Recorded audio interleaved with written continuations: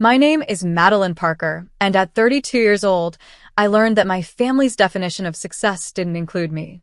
I come from a long line of status-obsessed Boston elites who measure worth by bank accounts and job titles. Our annual family cruise was always a celebration of achievements until I received that text from my mother. "This year's cruise is for successful family members only," she wrote, not knowing that the luxury yacht they'd chartered was actually mine. Let me know where you're watching from and hit that subscribe button as I reveal how I showed my family exactly who is successful enough to be on board. Growing up in Brookline, one of Boston's wealthiest suburbs, meant living in a world where appearance was everything and emotional connection was optional. Our sprawling colonial home with its perfectly manicured lawn was more showcase than sanctuary. The Parker family name carried weight in social circles, but inside those walls, warmth was scarce. My father, Richard Parker, built his fortune through ruthless investment banking deals that often left smaller companies gutted. His philosophy was simple: measure a person's worth by their income bracket and professional title. Dinner conversations revolved around stock options and portfolio performance rather than personal dreams or feelings. His approval came in the form of slight nods when I brought home perfect report cards, followed quickly by questions about how I could improve further. "Money doesn't just talk, Madeline. It commands respect," he would say while straightening his custom-tailored suit. "Those without it are simply background noise in this world." My mother, Eleanor, perfected the art of social climbing with surgical precision.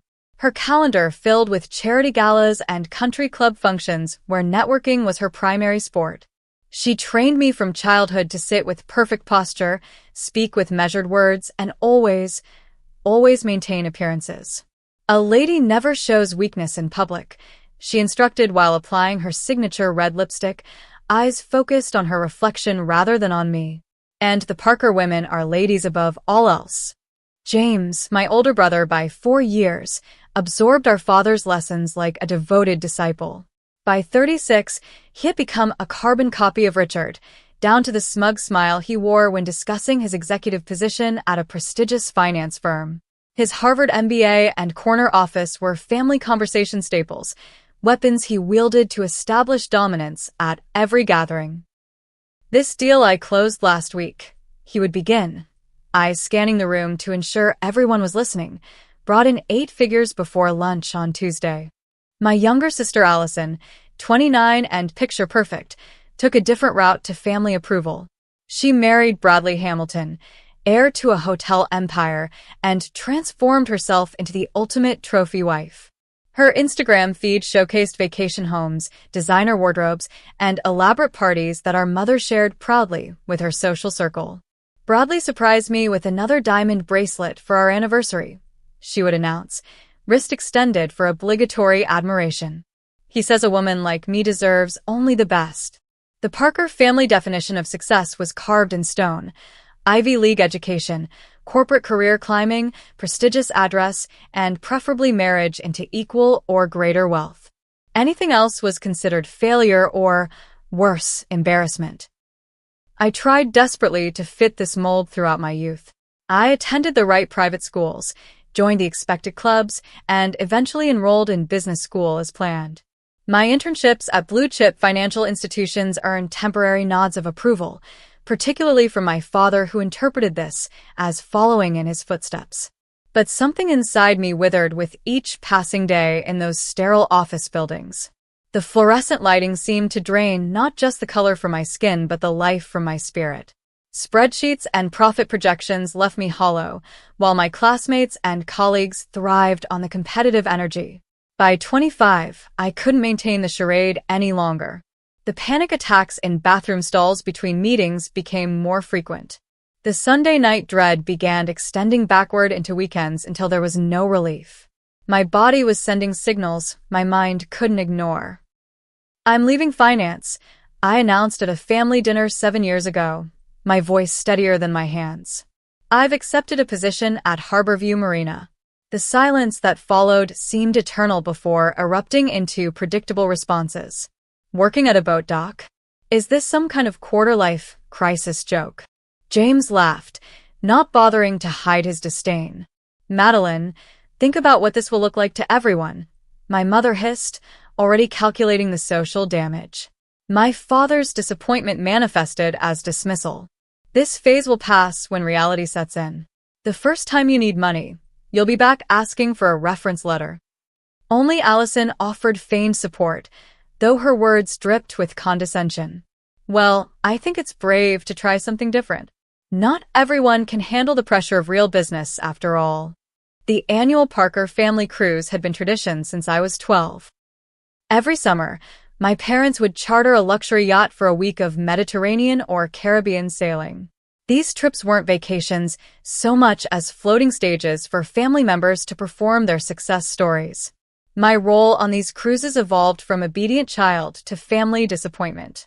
Even in my late 20s, I was seated at the kids' table during meals, alongside teenage cousins and family friends' children. My opinions were politely acknowledged, then swiftly ignored during discussions about politics, business, or property investments. Madeline has such unique perspectives, my mother would say with a tight smile before changing the subject.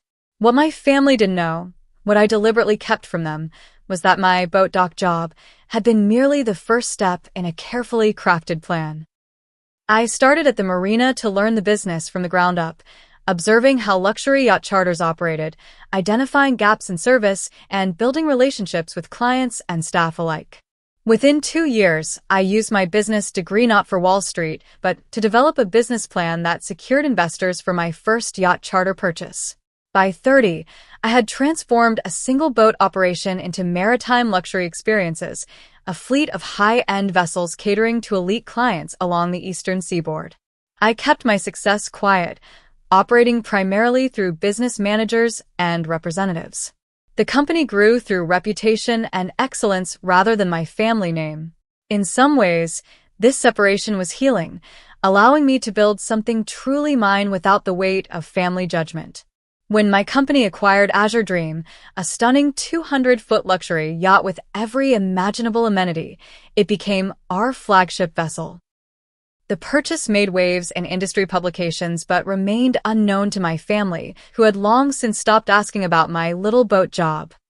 Each family gathering, I endured their condescension with the private knowledge that my company now generated more annual revenue than my brother's much-lauded executive position. Each dismissive comment became easier to bear, knowing that I had built something meaningful on my own terms. "Still playing with boats, Madeline?" my father would ask at holiday dinners. Something like that, I would respond, swallowing both pride and the truth.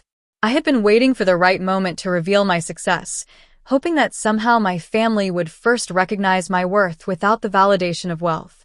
I wanted them to see me, Madeline the person, not just another achievement to catalog and compare. That foolish hope died with a single text message. The morning had begun like any other Tuesday at Maritime Luxury's headquarters in Boston Harbor. My corner office overlooked the water, with floor-to-ceiling windows framing a view of our vessels bobbing gently in their slips. I was reviewing upcoming charter contracts with my operations director when my phone chimed with a message from my mother. I expected the usual forwarded article about women in business that she occasionally sent, her version of supporting my career choice while simultaneously suggesting improvements. Instead, the words on screen made my coffee turn bitter in my mouth. "Madeline, the family has decided this year's summer cruise will be a celebration of success. Given your continued career choices, we feel it would be uncomfortable for everyone if you attended. This cruise is for successful family members only. I'm sure you understand. We'll see you at Thanksgiving instead." I read the message 3 times, each repetition bringing a new wave of emotion. Shock gave way to hurt, then anger, then a hollow disbelief.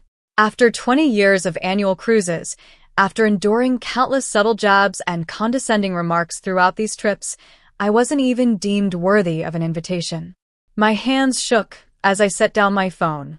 Amanda, my operations director, noticed immediately.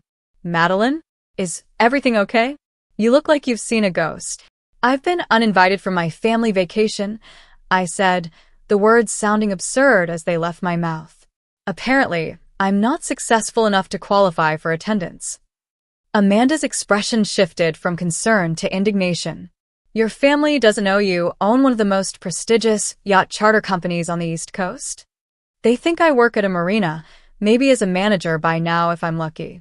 I never corrected them. The admission sounded ridiculous even to my own ears. Call your sister, Amanda suggested. There must be some misunderstanding. I nodded, though I knew there was no misunderstanding. Still, I needed to hear the justification directly. I waited until Amanda left my office before dialing Allison's number. Maddie, hi, my sister answered, her voice carrying that artificial brightness she reserved for uncomfortable conversations. I was going to call you this week. Really? To uninvite me personally instead of letting Mom do it by text. The bitterness in my voice surprised even me. A pause. Oh, she already told you about the cruise. Look, it wasn't my decision, but I do think Mom has a point about the theme this year. The theme being no failures allowed. I couldn't keep the edge from my words. Don't be dramatic, Allison sighed. It's about appearances. Bradley's parents are joining us, along with some of James's business associates. The conversations will all be about investments and business expansions. You'd feel out of place. Because working at a marina doesn't count as real success, I stated flatly. I'm not saying that, she backpedaled, though we both knew that's exactly what she meant. It's just a different world. Plus, you know how small the quarters can feel even on luxury yachts. We needed to limit numbers, and it made sense to focus on family members who share common interests. Where are you even going this year? I asked, though I already suspected the answer. We've chartered this amazing vessel called Azure Dream for a Bahamas cruise. Apparently, it's the crown jewel of some boutique charter company.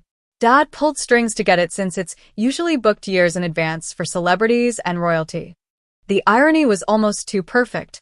They had chartered my flagship yacht, the very symbol of the success they believed I lacked, to celebrate their superiority without me. Sounds nice, I managed, my mind already racing with implications. It's supposed to be spectacular. 6 staterooms with private bathrooms, a jacuzzi on the sun deck, gourmet chef, the works. Maybe next year you can join again when it's just a regular family trip. Right. Next year. I ended the call shortly after, claiming a meeting I needed to attend. As soon as Allison was off the line, I felt the full weight of the exclusion crash down. Years of seeking approval, of quietly proving myself while hoping for recognition, culminated in this casual dismissal.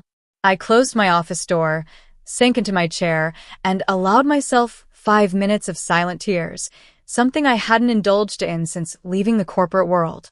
The knock on my door came from Taylor Foster, my best friend since college, and now Maritime Luxury's marketing director. She entered without waiting for a response, a habit born from years of friendship. Amanda told me what happened, she said, closing the door behind her. Your family chartered Azure Dream without knowing it's yours? I nodded, wiping away the last traces of tears. The universe has a twisted sense of humor. Taylor's expression shifted from sympathy to something more calculating. This is perfect, actually. Perfect? Being deemed not successful enough for my own family's standards is perfect. No. Taylor smiled, a gleam in her eye that I recognized from countless marketing campaigns. Being able to show up on your own yacht and watch their faces when they realize who really owns it, that's perfect. The thought had already crossed my mind, but I dismissed it as petty. I don't know, Taylor. I've kept my success quiet for a reason.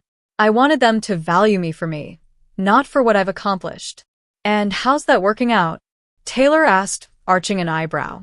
They've had 7 years to see your worth beyond financial metrics, and instead, they're uninviting you from a family tradition to save face with in-laws and business associates. Her words stung because they were true. I had given my family every opportunity to recognize my happiness and passion as valid measures of success. Instead, they had doubled down on their narrow definition to the point of excluding me entirely. What would I even say? Surprise! The boat you're standing on belongs to your failure daughter? Taylor leaned forward, her expression serious. You say nothing at first. You show up as the owner doing a routine check-in with the captain and crew. Let the revelation happen naturally. They need this reality check, Madeline. Not just for your sake, but for theirs. The idea began to take root, watered by years of accumulated hurt. Perhaps Taylor was right. Perhaps some lessons could only be learned through direct experience rather than gentle nudging. I picked up my phone and called Captain Marcus Miller, who had been with me since the beginning of Maritime Luxury and was scheduled to command Azure Dream for the upcoming charter. Captain Miller, I need to discuss the Parker family charter next week, I began. Ah yes, the Parker party. 7-day Bahamas cruise, departing next Thursday. Is there a problem with the arrangements, Miss Parker? No problem, I replied, a plan forming with each word. But there is a situation you should be aware of. The clients are actually my family and they don't know I own the company or the yacht.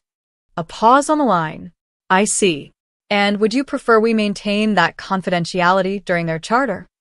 Actually, I'll be joining the cruise. Not as a guest initially, but as the owner conducting a quality check. I'd like the crew briefed accordingly, but no one should inform my family of my position before I arrive. Understood, Miss Parker. When should we expect you? I'll come aboard approximately 2 hours after they've settled in. Enough time for them to feel comfortable, but before departure. As I ended the call, I felt a strange mix of anxiety and determination replacing my earlier hurt. For 7 years, I had built a business while carrying the weight of my family's dismissal. Perhaps it was finally time to set down that burden and stand in the full light of what I had accomplished. You're doing this? Taylor asked, watching my expression shift. I'm doing this, I confirmed, straightening my shoulders. It's time they saw me, really saw me, as I am. 7 years earlier, I had stood in the ornate foyer of my parents' home, suitcases packed and resignation letter submitted to the investment firm where I'd worked for 3 miserable years. My father's laughter still echoed in my ears from the night before. The maritime industry? Boats? Madeline, be serious. He had scoffed over his crystal tumbler of scotch. What do you know about boats besides riding on them during our vacations? What Richard Parker didn't know was that I had spent 6 months researching the luxury yacht charter industry before making my decision. What he didn't see were the nights I spent poring over business models and market analyses while still fulfilling my soul-crushing finance duties. What he couldn't understand was that his daughter had inherited his business acumen but chosen to apply it to something that brought her joy. My first real step toward independence came when I took a risk he would have never approved. I leveraged my trust fund inheritance, the money meant for a down payment on a Beacon Hill townhouse, to purchase a modest 30-foot yacht. That single vessel, which I named First Light, became the cornerstone of what would eventually grow into maritime luxury experiences. Those early days tested every ounce of my determination. I worked 18-hour days, learning the business literally from the deck up. Mornings began before sunrise, preparing vessels for clients. Afternoons were spent on marketing and building industry connections. Evenings involved cleaning and maintenance, often alongside the small crew I could barely afford to pay. You won't last 3 months, James had predicted during a particularly tense family dinner. The novelty will wear off when you realize how much work it is to play with boats all day. What my brother failed to understand was that hard work doesn't feel like sacrifice when you're building something you believe in. Yes, my hands developed calluses unfamiliar to Parker women. Yes, I collapsed into bed exhausted most nights. But for the first time in my life, I woke up eager to face each day. Now, as I prepared to confront my family on Azure Dream, these memories fueled my resolve. The week leading up to the charter became a careful balance of business operations and personal preparation. In my closet at home, I deliberated over what to wear for this unexpected reunion. The outfit needed to strike the perfect balance, professional enough to command respect but casual enough to suit a yacht owner checking in on operations. I selected crisp white linen pants, a navy blue silk blouse, and gold accessories that whispered rather than shouted wealth. The ensemble was completed by Sperry boat shoes, practical yet perfect for the setting.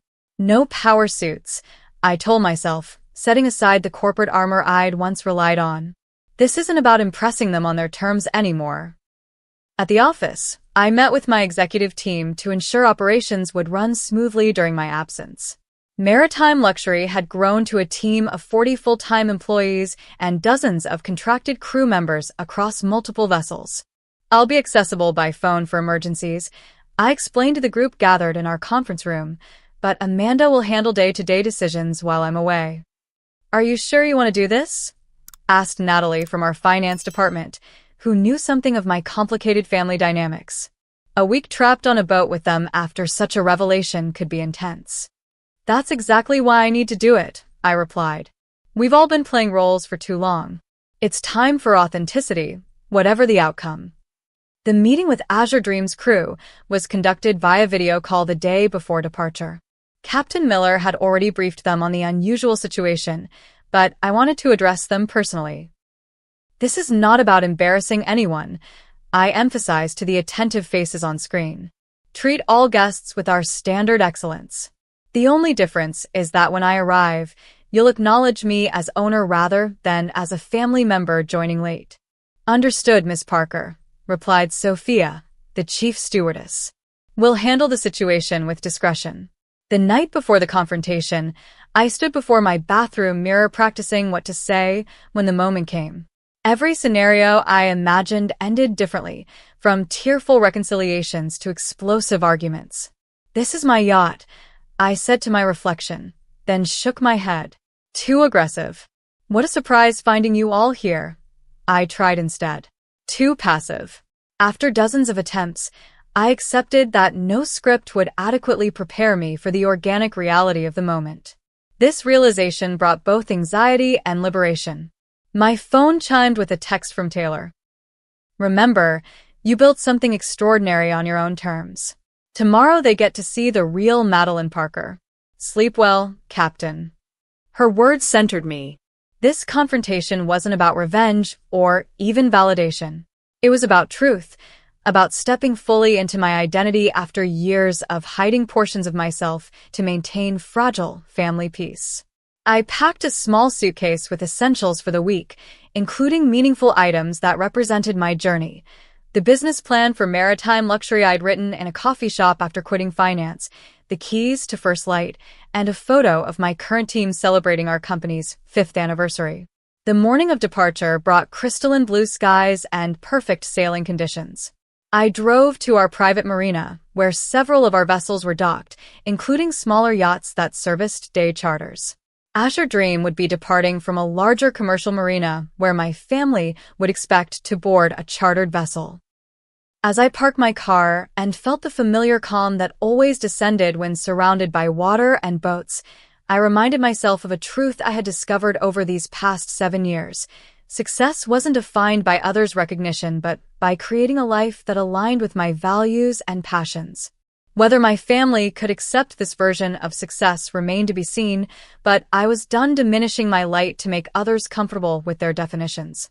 With that thought firmly in mind, I began the drive to the commercial marina where Azure Dream and my unsuspecting family awaited. I arrived at Liberty Harbor Marina 30 minutes after my family's scheduled boarding time. Parking in the executive section reserved for yacht owners and management, I took a moment to collect myself before exiting the car. The familiar sounds of the marina, gentle water lapping against hulls and halyards clinking against masts, calmed my racing heart. From my vantage point in the parking area, I could see Azure Dream docked majestically at the end of the pier. At 200 feet, she dominated the marina, her sleek white hull gleaming in the afternoon sun. The vessel represented not just a business investment, but a personal triumph, a physical manifestation of the path I had chosen for myself. Through my sunglasses, I observed my family boarding.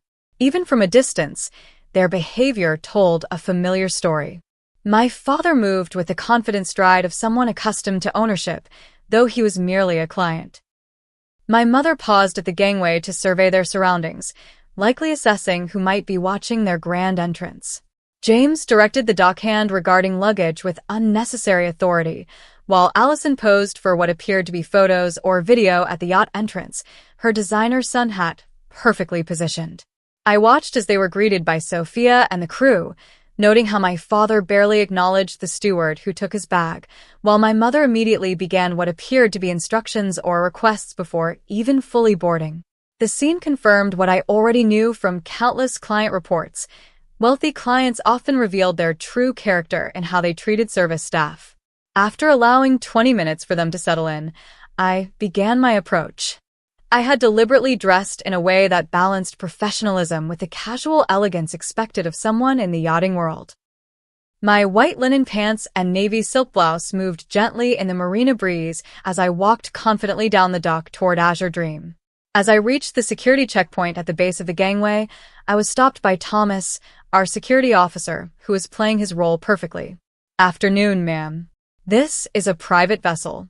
May I help you?" he asked, his expression professionally neutral though his eyes held recognition. "I'm here to speak with Captain Miller," I replied, loud enough for anyone on the lower deck to hear.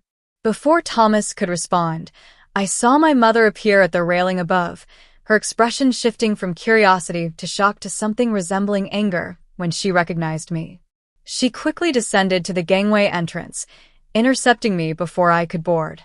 "Madeline," she hissed, maintaining her social smile though her eyes were cold. "What are you doing here?" I was very clear this trip is for successful family only. The familiar pain of her dismissal flared briefly before being extinguished by the knowledge of what was about to unfold. Before I could respond, Captain Miller appeared behind her. "Miss Parker," he said with a respectful nod, "we weren't expecting you until later. Everything is prepared for your inspection." My mother's perfectly maintained composure faltered. "You know my daughter?" "Of course," Captain Miller replied with practiced ease. "Miss Parker is our employer." "There must be some mistake," my mother insisted, her voice rising slightly. "We chartered this yacht through Maritime Luxury Experiences." I reached into my pocket and withdrew my set of keys, including the master key to Azure Dreams Bridge, each featuring the company's distinctive logo. "Well, Mother," I said, surprised by the steadiness in my voice, "it is my yacht. I believe I'm entitled to be here." The silence that followed seemed to stretch for eternity. My mother's mouth opened and closed without producing sound, a rare moment of speechlessness for Eleanor Parker. Behind her, I could see my father had approached, his expression transitioning from annoyance to confusion. "What's happening here?" he demanded, looking between Captain Miller and myself. "Miss Parker owns Maritime Luxury Experiences," Captain Miller explained professionally. "Azure Dream is the flagship vessel of her fleet." My father's jaw physically dropped, a cartoon reaction I would have found amusing under different circumstances. James appeared next, followed by Allison and her husband Bradley, all drawn by the commotion at the entrance. "Maddie owns this?" Allison blurted, her perfectly manicured hand gesturing to encompass the entire yacht. "Not just this yacht," Captain Miller continued, apparently enjoying the reveal more than his professional demeanor suggested. "Miss Parker owns the entire charter company. One of the most successful on the eastern seaboard, I might add." I stepped past my still speechless mother onto the deck of my vessel, feeling the familiar sense of pride as my shoes touched the teak decking I had personally selected during Azure Dream's last renovation. "The maritime industry has been good to me," I said, unable to resist the understatement. "Captain Miller, I'd like to greet the rest of the crew before we depart." "Of course, Miss Parker." They're assembled in the main salon as requested. As I moved toward the interior of the yacht, my family parted before me like the Red Sea. Their expressions ranged from my father's calculating reassessment to James's naked disbelief to Allison's complex mix of embarrassment and admiration. My mother recovered enough to attempt damage control, falling into step beside me. "Madeline, darling, why didn't you tell us about all this? Of course we would have been proud." The transparent pivot made me pause. I turned to face her directly, aware that the entire family was watching our exchange. "Would you have been, Mother? Because less than 48 hours ago, you informed me I wasn't successful enough to join this cruise. Nothing about me had changed in that moment from the person you've been dismissing for 7 years. The only difference now is that your definition of success has been satisfied." Color rose in her cheeks. "That's not fair." We simply didn't understand the scope of your hobby. My company, I corrected firmly, which employs 40 full-time staff and generates annual revenue that would surprise you. And no, I didn't tell you because I wanted to be valued for who I am, not what I own. Clearly, that was asking too much. Without waiting for her response, I continued into the main salon where the crew stood at attention. Each member greeted me by name with genuine respect, a stark contrast to the conditional acceptance I had sought from my family for decades. Thank you all for preparing Azure Dream to our standards, I addressed them. This charter is unusual given my relationship to the clients, but I expect the same excellence we always provide. You're representing not just me, but everyone at Maritime Luxury. As the crew dispersed to their duties, I turned to find my entire family had followed and now stood awkwardly around the salon's perimeter. The power dynamic had visibly shifted, leaving them uncertain how to proceed in this new reality, where I was not the family disappointment, but the owner of the very symbol of luxury they had used to exclude me. I've had the Azure suite prepared for you, I informed them, referring to the yacht's premium stateroom. Unless you'd prefer I take other accommodations during the cruise. You're staying? My father asked, finding his voice at last. It is my yacht, I replied simply. And apparently, I'm successful enough to qualify for attendance now. The first dinner aboard Azure Dream was an exercise in social navigation more complex than any business negotiation I had ever conducted. I chose to arrive last to the dining salon, a reversal of my usual punctuality that served a strategic purpose. When I entered, my family was already seated around the custom mahogany table I had commissioned from a Maine craftsman the previous year. Conversation halted abruptly as I took the seat at the head of the table, a position my father had undoubtedly assumed would be his. Chef Marcel had prepared his signature seafood feast, featuring locally sourced lobster and seasonal vegetables. The irony wasn't lost on me that this menu, which I had approved months ago as Azure Dream's welcome dinner, was now being served to the very people who thought I couldn't distinguish between yacht maintenance and yacht ownership.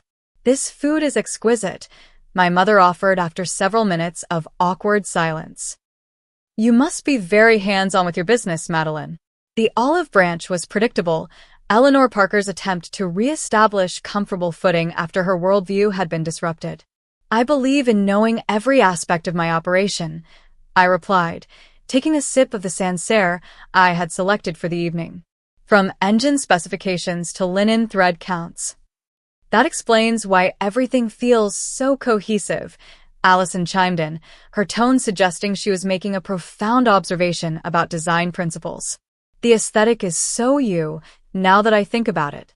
The aesthetic is intentional luxury with practical functionality, I corrected gently.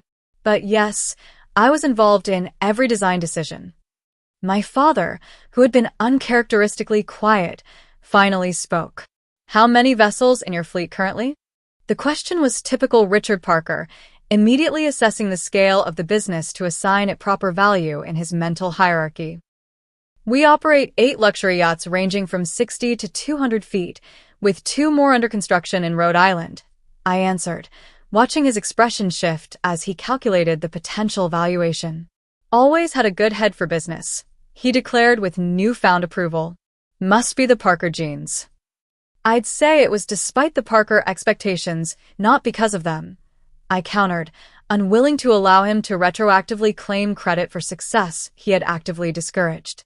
James, who had been sullen since the revelation, attempted to reassert his status. 8 vessels is impressive for a boutique operation. Have you considered scaling more aggressively? With proper capital investment and the right strategic partnerships, you could double that within 18 months. His suggestion was exactly what I would have expected from someone with his background, prioritizing rapid growth over sustainable operations. We're expanding at a pace that allows us to maintain our quality standards, I explained. Luxury experiences depend on attention to detail that doesn't scale easily.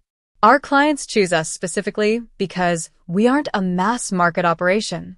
James opened his mouth to argue, but was interrupted by our cousin Amanda, a recent college graduate who had been invited as James's guest and had remained quiet until now. "I think what Madeline has built is amazing," she said with genuine admiration. "Creating something that reflects your personal values while still being commercially successful is the dream, isn't it?" Her comment, free from the baggage of our immediate family dynamics, momentarily lightened the atmosphere. "Thank you, Amanda." I smiled, grateful for the simple acknowledgement. After dinner, I offered a tour of Azure Dream, an activity I typically delegated to crew members but felt appropriate to conduct personally under the circumstances. Leading my family through the vessel, I explained features and design elements with the same pride I showed potential investors. The sun deck was completely redesigned last winter, I explained as we reached the top level with its panoramic views. We expanded the jacuzzi area and added these adjustable loungers that our clients particularly appreciate. "This must have cost a fortune," my mother remarked, running her hand along the custom teak railing. "It was a significant investment," I acknowledged. But the client experience justified the expense. My father, ever the businessman, asked pointed questions about operating costs, profit margins, and return on investment as we toured. I answered each query directly, watching his expression transition from skepticism to reluctant respect as the fiscal soundness of my business became apparent. The tour ended on the aft deck where Sophia had prepared after-dinner drinks. As the family dispersed to explore further on their own, my father lingered, gesturing to the empty chair beside him. I hesitated before joining him at the small table overlooking the marina, still illuminated by the last light of sunset. "Your mother and I may have underestimated your business acumen," he began, his version of an apology. "You underestimated me entirely," I corrected. "Not just my business sense, but my determination, my vision, and my definition of success." He nodded slowly, swirling the scotch in his glass. "Perhaps. But you must admit, keeping us in the dark didn't give us the opportunity to revise our assessment. Would it have mattered? Would knowing I owned a successful company have made you value my happiness more? Or would it simply have shifted me from disappointment to acceptable in the Parker hierarchy?" My directness appeared to surprise him. In our family, emotions and confrontations were typically wrapped in layers of polite deflection. "That's rather unfair, Madeline. We've always wanted what's best for you." "No, irrappliajanly." "You've wanted what aligned with your vision of success for me. There's a profound difference." Before he could respond, Captain Miller approached with a weather report in hand, providing a welcome interruption to our increasingly tense conversation. "Miss Parker, we're tracking a storm system that's strengthened since this morning's forecast. Nothing dangerous, but we might experience rougher seas than anticipated during our second day." "Thank you, Captain. Please adjust our course as needed for passenger comfort. I trust your judgment." The brief exchange highlighted the respect between myself and my staff, a dynamic my family was witnessing firsthand throughout the evening. Captain Miller's deference to me was not the obligatory politeness shown to a wealthy client, but the genuine professional respect earned through years of collaborative work. As the evening progressed, I observed my family members adjusting to this new reality in their own ways. My father attempted to establish common ground through business discussions. My mother vacillated between pride in my accomplishments and discomfort at having her social hierarchy disrupted. James maintained a competitive edge, asking questions designed to identify weaknesses in my business model. Allison seemed genuinely curious about my journey, though her questions focused primarily on the glamorous aspects rather than the years of hard work. When I finally retired to my stateroom that night, I felt emotionally drained but also strangely liberated. For 7 years, I had compartmentalized my life, presenting different versions of myself to my family and to my business world. Now those worlds had collided, forcing an integration I had both feared and needed. As Azure Dream gently rocked with the harbor movements, I reviewed the day's events and prepared for what would undoubtedly be a week of continued adjustments and revelations. The forecast storm seemed an apt metaphor for what lay ahead, both literally and figuratively. The second night of our cruise brought the predicted storm, though its intensity exceeded even the revised forecast. I was awakened just after midnight by the distinctive sound of my satellite phone, used only for operational emergencies. Miss Parker, Captain Miller's voice was calm but urgent. The storm system has intensified significantly. We're experiencing gale force winds and heavy seas. I've altered course to minimize impact, but I wanted to alert you before waking the other passengers. Thank you, Captain. I'll be right up, I replied, already reaching for appropriate clothing. By the time I reached the bridge, Azure Dream was pitching noticeably, her sophisticated stabilizers working hard against the angry waves. Through the windows, I could see nothing but darkness, occasionally illuminated by distant lightning. Status report, I asked, falling into the familiar pattern of emergency management. Winds at 40 knots, seas 8 to 10 feet and building, Captain Miller replied. All systems functioning normally, but passenger comfort will be significantly compromised. We're heading toward that sheltered cove we discussed, but it's still 3 hours away at reduced speed. I nodded, reviewing the navigation display and weather radar. Have any passengers been alerted yet? Not by crew, but the motion will likely wake them soon. As if summoned by his words, the door to the bridge opened to reveal my father in a hastily donned robe, his usual composure absent. What the hell is happening? He demanded, grabbing the doorframe as the yacht crested a particularly large wave. We're navigating a stronger than expected storm system, I explained calmly. Captain Miller has altered course toward sheltered waters. Another wave hit, sending a shudder through the vessel. My father's face paled visibly. Is this normal? Is it safe? The questions contained something I'd rarely heard in Richard Parker's voice: fear. Azure Dream is rated for conditions far worse than this, I assured him. But I understand it can be unsettling if you're not accustomed to it. Before he could respond, more family members began appearing, each in various states of alarm. My mother arrived clutching her silk sleep mask, her perfect composure shattered by the violent rocking. James attempted to maintain his usual confidence, but flinched visibly with each thunderous wave impact. Allison clung to Bradley, her earlier Instagram perfect presence replaced by genuine terror. We're all going to die, she whispered dramatically when a lightning flash illuminated the churning sea around us. No one is dying tonight, I stated firmly, my voice carrying the authority earned through years of maritime experience. This vessel has weathered far worse conditions. Captain Miller is one of the most experienced captains on the East Coast, and we have a clear plan for passenger safety. My calm demeanor seemed to have a ripple effect, slightly reducing the collective panic. I outlined the situation in simple terms, explaining our course adjustment and expected timeline until we reached calmer waters. In the meantime, I concluded, I suggest everyone return to their staterooms and secure any loose items. The crew will bring anti-nausea medication to anyone who needs it. I'm not going back down there, my mother announced, her voice rising with each word. It feels like being in a washing machine. For perhaps the first time in my adult life, I saw Eleanor Parker completely undone. Her carefully maintained facade had crumbled, revealing a vulnerability I had never been permitted to witness. Come with me, I said gently, leading her to the captain's private quarters adjacent to the bridge. You can rest here where the motion is less severe. Once inside the small but comfortable room, my mother sank onto the bed, her hands trembling slightly. I busied myself finding water and medication, giving her a moment to collect herself. I never understood why anyone would choose this, she said suddenly. Living at the mercy of something so unpredictable. The comment seemed to encompass more than just the current storm, touching on my entire career choice. That's the difference in our perspectives, I replied, handing her the water. I don't see it as being at nature's mercy.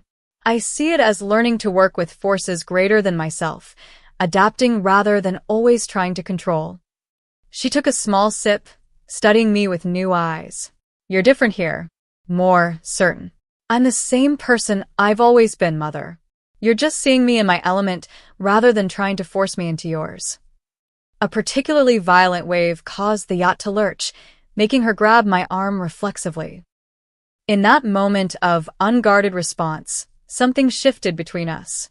I've always been so afraid of anything I couldn't control, she admitted quietly. My appearance, my social standing, my children's choices. The fear of judgment, of failure. I know, I said, recognizing the rare moment of authenticity. But look where we are now. In the middle of what you'd consider a worst-case scenario, and yet we're going to be fine. Her eyes filled with unexpected tears. When did you become so strong, Madeline? When I stopped measuring my worth by your standards and started creating my own, I answered honestly. Our conversation was interrupted by another satellite phone call. The storm was intensifying further, requiring all hands for additional safety measures. I excused myself, promising to return soon, and headed back to the bridge where the rest of my family had remained, too anxious to return to their staterooms. For the next 2 hours, I worked alongside Captain Miller and the crew, demonstrating a competence and leadership that visibly surprised my family. I communicated clearly with crew members, made decisive calls about course adjustments, and remained calm even as conditions worsened before they improved. James watched with undisguised amazement as I consulted navigational charts and discussed weather patterns with the meteorological experience of someone who had spent years on the water. You actually know what you're doing, he remarked during a brief lull, the surprise in his voice both gratifying and slightly offensive. Did you think I've been playing pretend CEO for 7 years? I asked. Honestly, I thought you had employees handling the technical aspects while you focused on the hospitality side. I started by doing every job on my first boat myself, I explained. I can tie every knot, operate every system, and navigate through conditions that would make most recreational sailors head for shore. I built this company from the deck up, not from a corner office down. His expression shifted from surprise to something resembling respect. That's actually impressive, Maddie. By dawn, we had navigated through the worst of the storm and reached the protected cove Captain Miller had identified. As the yacht's motion calmed and the first light of morning illuminated calmer waters, my exhausted family began to relax. My mother emerged from the captain's quarters looking surprisingly refreshed considering the night's events. She approached me as I was reviewing damage reports with a first mate. I need to speak with you, she said with unusual directness. Privately. I nodded, concluding my conversation before following her to a quiet corner of the upper deck. The morning air was fresh and clean after the storm, carrying away the last remnants of turbulence. Last night changed my perspective, she began without preamble. Watching you handle that crisis, it was like seeing a completely different person than the daughter I thought I knew. Or perhaps you're finally seeing who I've been all along, I suggested. She nodded slowly. Perhaps. I've spent so many years focused on a very narrow definition of success. Prestigious career, social connections, financial security, the right address. All external validations, I noted. Yes. And here you've built something remarkable by rejecting that path entirely. She paused, seemingly struggling with her next words. When I sent that text uninviting you, I genuinely believed I was protecting both you and the family from uncomfortable comparisons. You were protecting yourself from having to explain my alternative career choice, I corrected gently. You're right, she admitted with surprising candor. And I was wrong. Completely wrong. Not just about the text, but about the past 7 years of dismissing your choices. The acknowledgement, so long awaited and now so freely given, momentarily left me speechless. Into that silence came Amanda, who had been watching our exchange from a respectful distance. Madeline, I just wanted to say how amazing you were last night, she said with genuine admiration. The way you took charge while staying so calm. I've never seen anything like it. Thank you, Amanda. I've been miserable in my finance internship, she confessed, glancing nervously at my mother. Everyone keeps telling me to stick with it because it's prestigious, but seeing you build something you actually care about, it's inspiring. I'd love to hear more about how you got started. My mother's expression softened as she looked between us. I think that's a wonderful idea, Amanda. Madeline's path has certainly proven worthy of consideration. The simple validation, casual to anyone else but monumental between us, brought unexpected emotion to my throat. As the day progressed, The aftermath of the storm created a strange new atmosphere aboard Azure Dream. Physical danger had disrupted the carefully maintained social hierarchies, revealing authentic personalities beneath polished veneers. My father, shaken by his helplessness during the crisis, observed my interactions with the crew with thoughtful consideration. James, whose competitive edge had temporarily dulled, asked genuine questions about my business journey without attempting to one-up my answers. By afternoon, as Azure Dream continued toward our planned destination under calm skies, my family had been transformed not just by the revelation of my success, but by witnessing the person I had become. The storm had washed away pretenses, creating space for a new understanding that no amount of explanation could have achieved. That evening, as we gathered for dinner under a spectacular sunset, the conversation flowed more naturally than any family gathering in recent memory. Stories were shared without scorekeeping, questions asked with genuine curiosity rather than judgment, and laughter came easily, without undercurrents of competition. It wasn't perfect, and years of ingrained patterns wouldn't dissolve overnight. But as I looked around the table at my imperfect family attempting to see each other with new eyes, I recognized that sometimes the most powerful storms are those that clear the air, allowing something healthier to grow in their wake. On the final morning of our cruise, I woke early and made my way to the bow of Azure Dream. The sun was just beginning its ascent, painting the horizon in shades of gold and pink that reflected on the calm water. After the literal and figurative storms of the past week, this moment of tranquility felt especially precious. The sound of footsteps on deck announced my mother's approach. She had taken to rising early during our journey, a departure from her usual habit of carefully preparing herself before appearing in public. "It's beautiful," she remarked, accepting the cup of coffee I offered.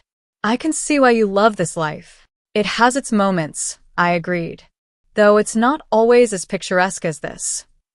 She nodded, a comfortable silence settling between us. The events of the past week had fundamentally altered our dynamic, though we were still finding our way through this new terrain. "I've been thinking about our family traditions," she said finally. The annual cruise was meant to bring us together, but somehow it became another competition, another standard to measure against. Most things in our family did, I observed without rancor. "Yes," she acknowledged. "Your father and I set that tone, I realize now." Success became so narrowly defined that we couldn't see beyond our own expectations. Her admission, unthinkable a week ago, demonstrated the subtle shift occurring within her. Eleanor Parker was still a woman who valued appearance and status, but the rigid boundaries of her worldview had begun to flex. "Will you host the family cruise next year?" she asked, surprising me with a question. "On your terms, of course." "I'd like that," I replied, recognizing the request as both apology and olive branch. Later that morning, I found myself alone with my father on the upper deck. He had been the slowest to adjust to our new reality, his decades of measuring worth through traditional success metrics not easily overcome. "I've been reviewing Maritime Luxury's public financial disclosures," he began, characteristically focused on business rather than emotion. "Your growth trajectory is impressive." "Thank you," I replied, unsurprised he had done his research. "What I find most remarkable," he continued, his gaze fixed on the horizon rather than meeting my eyes, "is that you achieved this without leveraging the Parker name or connections. You built it entirely on your own merit." Coming from Richard Parker, this observation constituted high praise indeed. "That was important to me," I explained. "I needed to know I could succeed on my own terms." He nodded slowly. "I've spent my career believing there was only one path to legitimate success. Watching you this week has been educational." "Better late than never," I offered with a small smile. "Indeed." He finally turned to face me directly. "I may not fully understand your choices, Madeline, but I respect what you've built. And more importantly, who you've become while building it." His words, though still filtered through a business lens, represented perhaps the most authentic connection we had shared in my adult life. As Azure Dream approached the harbor on our final afternoon, the family gathered on the main deck. The journey was ending, But the conversations begun during our week together had opened doors that had long been closed. James, whose competitive nature had softened somewhat, approached me as we prepared to dock. "So, little sister has been the secret success story all along," he remarked, though without his usual edge. "Success isn't a zero-sum game, James," I replied. "Your achievements don't diminish mine, and mine don't threaten yours." He considered this, perhaps for the first time. "I've always measured myself against others. Dad taught us that, didn't he? Always be the best, the richest, the most prestigious." He did. "But we don't have to continue that tradition." "Maybe not," he agreed tentatively. "Your company is impressive, Maddie. Different from what I would build, but impressive nonetheless." From James, this qualified acknowledgement represented significant growth. As we completed docking procedures and prepared to disembark, I reflected on the journey that had brought me to this moment. 7 years ago, I had walked away from my family's prescribed path, terrified but determined to find my own way forward. The road had been challenging, marked by both remarkable triumphs and painful separations. For years, I had carried the weight of my family's disapproval, allowing it to color even my proudest achievements. I had kept my success secret, hoping someday they would value me for myself rather than my accomplishments. That hope had proven naive, but perhaps not entirely misplaced. The revelation of my success had indeed changed how my family saw me, providing the external validation they understood. But more importantly, the week together had offered glimpses of who I truly was beyond balance sheets and business metrics, a person of competence, conviction, and character. As we gathered one final time on the aft deck before departure, Amanda approached with a hesitant smile. "I've been thinking a lot about our conversations," she said. "About finding work that matters to you personally, not just what others expect. I've decided to explore internships in marine conservation next summer instead of another finance position." "That sounds wonderful, Amanda. Let me know if I can help connect you with some of my industry contacts." "Really? That would be amazing." Her genuine enthusiasm contrasted sharply with the measured responses typical of Parker family interactions. My mother, overhearing our exchange, joined us with an expression I couldn't quite interpret. "Madeline has always followed her own compass," she remarked, surprising me with her supportive tone. Perhaps more of us should consider doing the same. These small moments of connection and recognition, imperfect though they were, represented the beginning of a healing process long overdue. My family might never fully embrace my chosen path, but they had begun to see me, the real me, perhaps for the first time. As we prepared to go our separate ways, I realized that success had never really been about proving my worth to my family. It had been about discovering my own definition of a life well lived, about building something meaningful that aligned with my values rather than someone else's expectations. The true measure of success wasn't the yacht beneath our feet or the company I had built, but the inner peace that came from living authentically.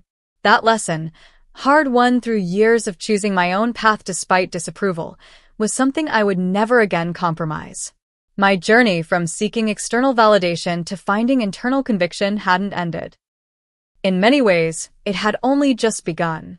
But as I watched my family members depart, each carrying their own reflections from our unexpected week together, I felt a sense of liberation that no business achievement had ever provided. "Same time next year?" my father asked as he prepared to depart, his question carrying layers of meaning beyond the simple words. "Yes," I replied with a genuine smile.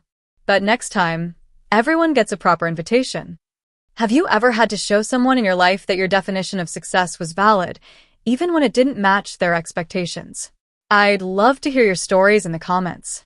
Sometimes the most powerful thing we can do is stay true to our path, even when others don't understand it. If this story resonated with you, please hit that like button and subscribe to hear more experiences about finding your own way. Thank you for joining me on this journey, and remember that true success is measured by your own happiness, not someone else's yardstick.